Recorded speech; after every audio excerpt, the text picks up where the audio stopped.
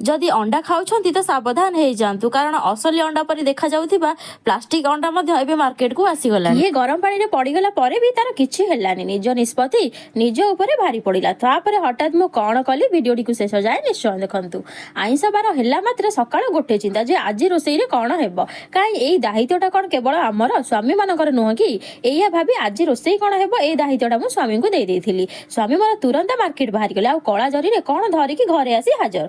किछि समय परे रोसई घर को जाई तांको पचारली जे कला जरी रे कौन आनिथिलो उत्तर रे आसिला अंडा। अंडा कुआडे गला बोली पचारिबारु से मते कहउचंती अंडा कोडा अछि मु पा गरम पानी रे पकई फुटौची आ सिझी भी गलानी। तांको पाखुर एक कथा सुनी अंडा सबको ठंडा पानी को बाहर करी बिरयानी प्रस्तुत करिवारे लागि पड़िली। बिरयानी रा प्रस्तुति चलीथिबा बेले स्वामी आसी कहउचंती कोन सरीला ना नाही रागी कि मने मने कहिली काहे कि तांको रोसई कोन हेबार दायित्व दउथिली के जानि जदि निजे नै थांती ताहाले एते सारा बिरयानी यात्रा करबाको पड़ी न थांदा। अंडा तरकारीटे बनै देथिले सरी थांदा। निज निष्पत्ति निज ऊपर भारी पड़िला।